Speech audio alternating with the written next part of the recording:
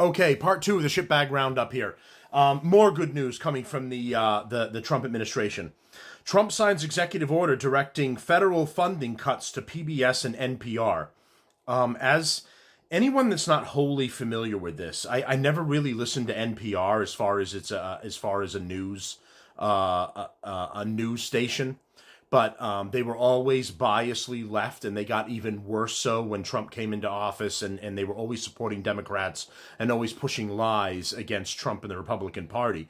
So NPR is partially funded by federal tax dollars, which is our tax dollars. So we are, against our will, funding the shitbags at NPR to push fake news on the populace and lie to the American taxpayer. And the thing that's even worse about PBS was that this is catering to kids. And you know, when I was young, I remember enjoying watching Sesame Street and other educational shows like that were on there, Mr. Rogers, etc. Back then, there was a little more of a wholesome feel and message that came out of all of that. Then it ended up turning into a left-wing propaganda machine. Then the puppets on Sesame Street have had to become, gay, lesbian, or non-binary.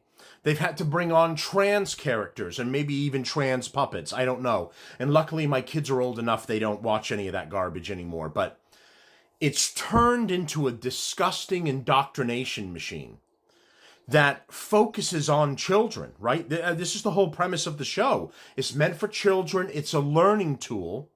And parents are plopping their kids in front of this and going, hey, let's get the new message and the new info and everything for today, right?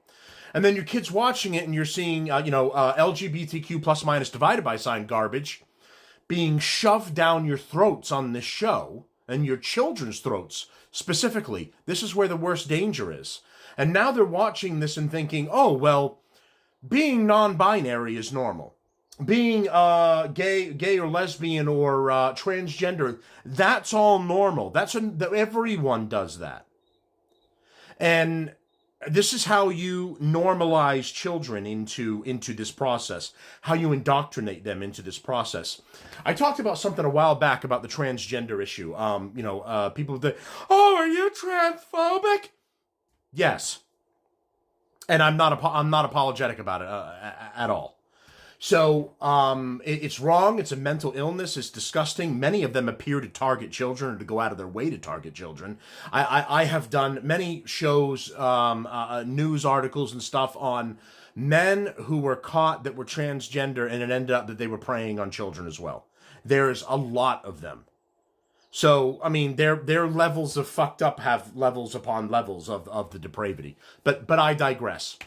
So one of the points that I brought up is as far as indoctrinating human beings, because it's not as difficult as a process as one thinks. Think about your life and go back about maybe 10 years ago, maybe even 15 years ago. Right? Just go back to a certain amount to be on the safe side, where you don't remember having a conversation or having someone bring up the topic of transgenderism to you, right? You're sitting down at the kitchen table at dinner with the family or whatever, 10 to 15 years ago. Your kids weren't going, oh, we've got a kid in school that a new kid just started, and they believe it's a boy who thinks they're a girl. They dress like a girl. Right? You go back that far, you don't remember any of those conversations.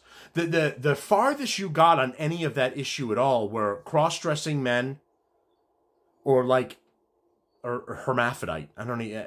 Hermaphrodites are real, right? I don't know if they're like from Greek legend or hermaphrodites are one of each part. I don't know, or whatever. But anyway, you weren't having that conversation. And if someone said to you, I met this guy, or I watched this TV show, and this TV show was about this person transitioning, they were cutting off body parts, replacing them with other things, and then they were just going to become a different gender. You were going, no fucking way. What is this, Ripley's Believe It or Not or something? What the fuck were you watching at that late at Saturday night, you know? And then what happens is it's slowly introduced. You don't have to be okay with it. It just has to become part of the conversation. You just have to start having it. When you start having the conversation, you don't necessarily normalize a practice. You normalize the conversation over the issue. When you normalize the conversation over an issue, you allow it to exist. It comes into existence. Right? So now you start moving you go from that 10 or 15 years where you're going, never had that conversation, and if you said I've got a tranny over here, I'd go, I have no fucking clue what you mean, the thing that's under your car? I have no clue what you're talking about. Now, fast forward to as more people started doing it, it became more of a phenomenon. Now you're having the conversation about it. Now you're asking your kids about how their day was, and they're telling you about the new transgender student that's in class. And you're going, oh, fuck, there's one of them there, huh? Instead of saying, what? I have no idea what you're talking about. Now you go, another one. That doesn't surprise me. They're everywhere now. It's all the normalization. And that's how they take these things that shouldn't exist. They shouldn't be a thing. And they make it a thing. And then you're talking about it. There was another issue. It was a couple of years back, and it was about pedophiles. And there was this one gay college professor who was on a video chat and having a conversation. And they were talking about removing the stigma that is put on pedophiles by calling them pedophiles. It was a little too divisive and threatening to come at him. And he was making the suggestion at that time that they should be called MAPs, minor attracted persons. So they wanted to put this happy little spin on it. Who are you attracted to? Oh, I'm a MAP. I wouldn't worry about it too much. Just a MAP here. And you could change the avenue of the subject. You could change, when you say pedophile, we all go, oh, yeah, fucking Jesus, pedophiles. And you say map, and you're like, map?